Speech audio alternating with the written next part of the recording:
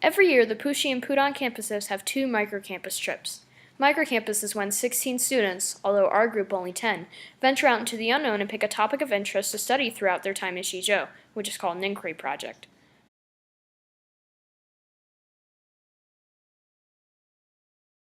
Throughout my time in Xizhou for my inquiry project, I chose to study the patterns of migration. My project consists of looking at the patterns of where people have come from and why they came to Xizhou. During my project, I thought that I would look at a lot of migrants in Xizhou and see the migration patterns. In the end, I began to see three main patterns that represents why people came to Xizhou, so I chose to study three people that represented these patterns. As I reflect on my 4 weeks in Xizhou, I have learned about the patterns of migration, why people have chosen Xizhou as a place to live and work, and I have learned a lot about myself. Patterns of where people come from into Xizhou. This is Miss Fei.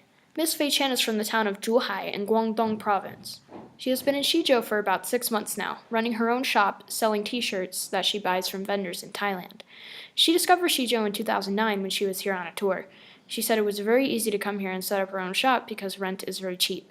She usually goes home around once a year. She thinks that she'll be here for a few more years and then will go find somewhere else to live. This is Miss Huang. Miss Huang grew up in Shenzhen. She is the owner of a brand new clothing and coffee shop near the Linden Center. Back in Shenzhen, she lived a very ordinary life. She went to university and was a banker. However, she thought that something in her life was just not right. She took a 6-month vacation and went traveling around China and lived at home until an interesting intervention happened. I will explain in the Why People Come to Xizhou section of the video. This is Chris. Chris is from the state of Oregon on the west coast of America. He first came to China when he spent a semester abroad in university in Shanghai. After Shanghai, he went back to Oregon to finish his college studies. After his college studies, he came back to China to work in the northwestern province of Xinjiang. He spent a couple of years in Xinjiang. While he was living there, he made multiple trips to Kunming to come and study in a university there. He has been living in China ever since he moved to Xinjiang and does not make the journey back to America often. As I kept looking for information and talking to more and more people, I started to realize that there really is no one specific place where people come from. They can come from anywhere in China and really anywhere in the world. Why people come to Xizhou. Miss Fei came to Xizhou because she liked how peaceful and quiet it was here. She said that she had time to live her life here, unlike when she was a manager back in Guangzhou. She also liked it here in Xizhou because it was quiet. It was not loud with the constant honking of horns like in big cities. She also came here because it's especially easy to run a shop. She says she is not concerned about making a bunch of money, but just enough to be able to have a place to sleep and food to eat. Miss Huang came to Xizhou because of an internship advertisement that she found on WeChat. She also came here because of a fortune teller that told her she would find her true love in Xinanfang, which is southwest China.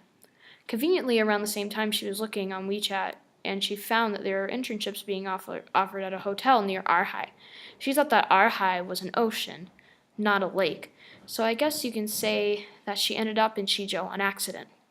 After the internship was over, she went to Xiaguan and Dali Old Town to buy and sell fabric.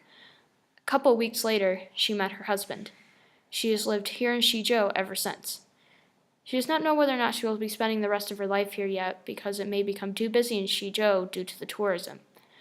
She has opened her own shop opposed to working at a business because if she worked for someone else, she thinks that it would be too much like her old life in Shenzhen. Chris came to Xizhou because it was recommended by many of his advisors and other people that he knew when he was studying in Kunming. He was looking for a new place to work and fast because he did not like China's Xinjiang province. When he came to Xizhou, he did not set up his own business because he thought that it would be too hard.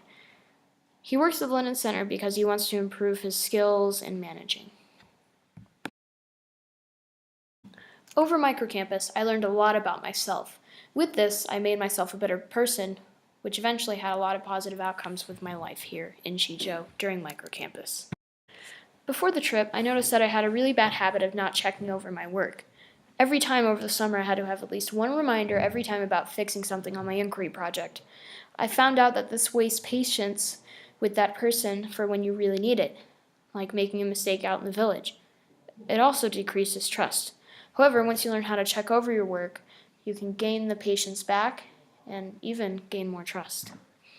Early to mid-trip, I noticed that the conversations that I was having with the locals who knew information about my topic were very awkward. I had no idea why this was. I later learned that I was rushing things and asking my questions and just leaving. There was no connection going on. I learned that if you're nice, kind, open, and show your interviewee that you really want to make a connection, they would sense that and do the same with you. In our later portion of the trip, I discovered that I had a hard time slowing down. In any big cities, our lives get so focused on what clothes are the coolest or who has the newest iPhone. Here I noticed that I was really not taking the time to smell, feel, and even look at the world around me. Mr. T brought it up in a lot of daily meetings, but I had never really known what it meant. Once I eventually knew how to slow down, I became a lot happier and content with the life that I was living here. I tasted the food, smelt the fruit, and saw the rice fields, which was all priceless. What I learned about the migration patterns of people coming into Xizhou is that really there are no patterns. People can come from anywhere in China and really anywhere in the world. As for why people came to Xizhou, there are three main reasons. Either you're marrying someone here, coming here to start your own shop, or coming here to work for someone else.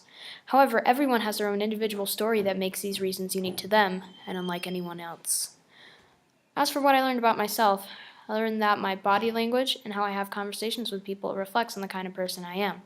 I also learned that checking your work is essential, and it only makes for a more positive outcome in the end and a better end product.